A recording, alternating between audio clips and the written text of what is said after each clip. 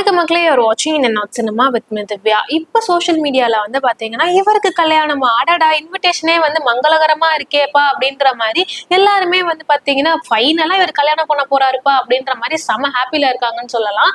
அது யாருன்னா பிரேம்ஜி. இவருக்கு வந்து பாத்தீங்கன்னா 45 வயசு ஆகியும் இன்னும் கல்யாணம் ஆகல.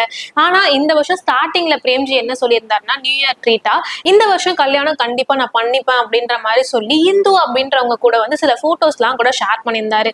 சரிப்பா, கண்டிப்பா இந்த வருஷம் பிரேம்ஜி கல்யாணம் ஆயிடும் அப்படின்ற மாதிரி தான் அவரோட ஃபேன்ஸ் எல்லாம் வந்து செம ஹாப்பில இருந்தாங்க.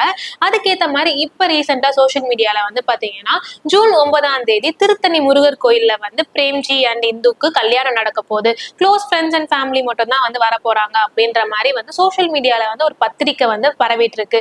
இதை பார்த்து நிறைய பேர் வந்து ஃபைனலி பிரேம்ஜி கல்யாணம் பண்ணிக்க போறாரு அப்படின்ற மாதிரி அவங்களோட விஷஸ் எல்லாம் சொல்லிட்டு இருந்தாலும், இன்னொரு பக்கம் வந்து இந்த பத்திரிக்கை வந்து உண்மைதானா, இந்த இன்விடேஷன் வந்து உண்மையா ஃபேக்கா அப்படின்ற மாதிரி நிறைய கொஸ்டின்ஸ் இருக்கு.